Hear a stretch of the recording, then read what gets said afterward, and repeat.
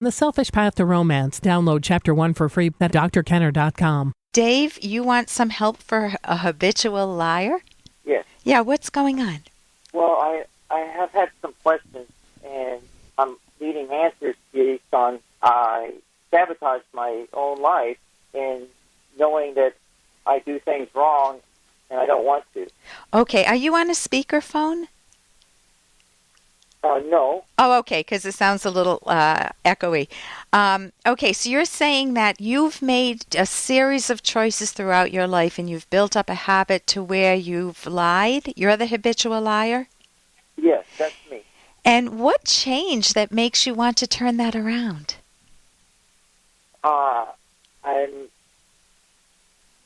I'm running at the end of my marriage, and I don't want it to fail.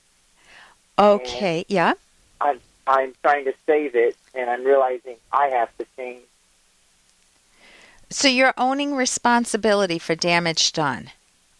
Yes, and I'm realizing that it's maybe beyond my ability just to admit it and fix it.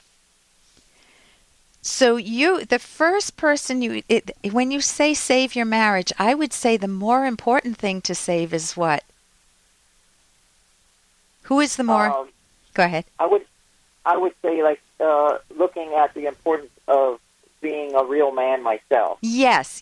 Fundamentally, the best gift you can privately give yourself, whether anyone knows it or not, is to clean up your home, your integrity, your honesty, to repair yourself so that you can stop this habit or tendency to lie. What is one of your biggest lies in the marriage? Sexual deviancy. Okay. And your wife didn't know about it? Correct. And does she now know? Yes, she does. And what does she say about it? Is she okay with it? I mean, apart from the lie, or does she dislike it intensely, or where is she at? She's saying we are separated for a time until things can change, and she's looking for real change, and she's holding on to hope. Do you think she means that? Oh, yes, absolutely. Her faith is very evident and strong. So she wants to remain married to you. So what is she requesting that you change? What would be evidence that you said a sexual deviancy? You don't need to go into it. I'm assuming you didn't cross the line into something that would be criminal. I have, and it's been brought to order. Okay. And yes, I have, and it's brought to order, and it's been disclosed, and I am seeking counsel in that area also. Okay. But the trust has been broken and severely damaged, and now I'm seriously looking at what's begun.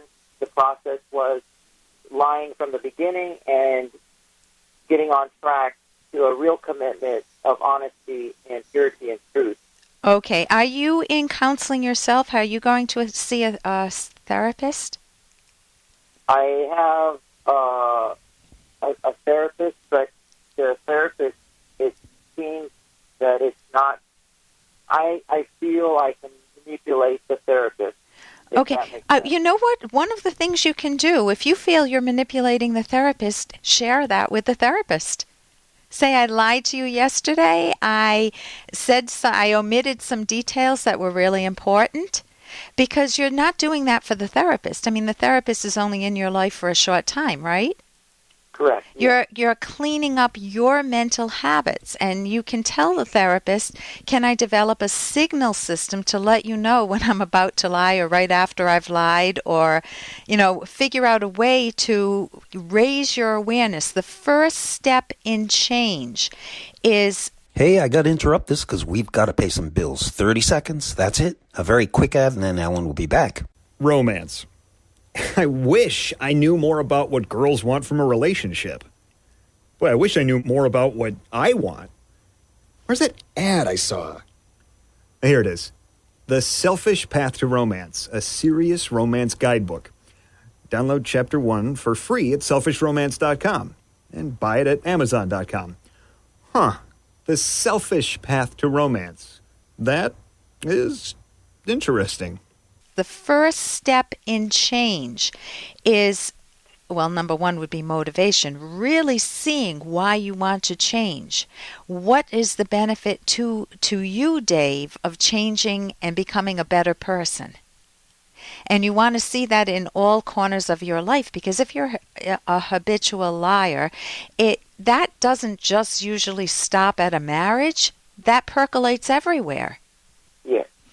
So, and so that is the case with you. Does it percolate in work and with friends? Yes. And go ahead. I'm wondering if I've been tested. Yeah. And I feel that I can manipulate the testing.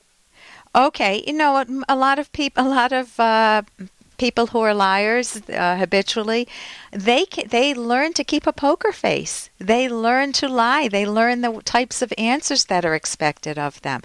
The only thing is, they're the first victim, because they don't like themselves. They don't like living in their own minds. And so you're looking to change that. Quick question, have you lied to me for the duration of the time we've been talking? No, I feel like I'm seriously changing that. Okay, what does it feel like not to lie? Unfamiliar. Unfamiliar. I can tell you're being honest right now, because that is a good term for it, right? It's unfamiliar. Yeah. So you want to make that increasingly more familiar. When I take an exercise class, yoga, when they first try to put me into a pretzel or any of the other little, triangles or these weird positions, it feels unfamiliar, very unfamiliar, until I do it a lot of times, and then it becomes more of me, more of my habit.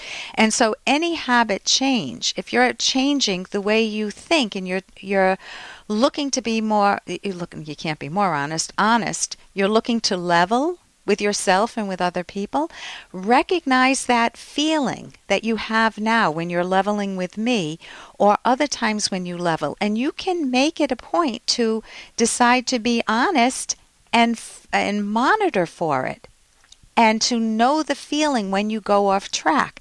That is besides looking at the benefits, that is the next stage of change, that you want to raise your awareness of when you're messing up.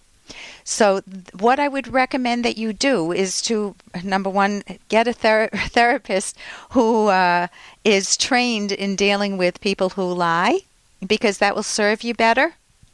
Okay. Or tell your therapist, maybe he can work with you, and get a therapist who is knowledgeable in the area of, you don't have to tell me what it is, of the sexual deviancy, because there are people who specialize in that and there are many who don't. The second is to make a note of that feeling you currently have when you're not lying, and see if you can bring that type of feeling into your life more often, making the changes of, this feels good, it feels different, may not feel good yet, but this is the direction I want to go in. And really making an effort to value the one life that really counts, your life. Listen, thank you so much for your call, Dave. Thank you so much for directing me, helping me. You're welcome. For more Dr. Kenner podcast, go to drkenner.com and please listen to this ad. Here's an excerpt from The Selfish Path to Romance, the Serious Romance Guidebook by clinical psychologist Dr. Ellen Kenner and Dr. Edwin Locke. We've all had the experience of seeing people dressed in dumpy clothes with unattractive hairstyles. We may think, if only they made the most of their appearance, how nice they could look. If you've been to a high school reunion and seen what some formerly attractive classmates let happen to their looks, you may have recoiled in shock, thinking, I can't believe they let themselves go like that. Try an experiment. Take a careful look at yourself in a mirror. If your ideal romantic partner were to meet you now, what would be his or her first impression? What would your posture, clothes, and grooming reveal about you? What sort of person would you like to attract? What changes in your appearance would make this more likely? You can download Chapter 1 for free by going to drkenner.com, and you can buy the book at amazon.com.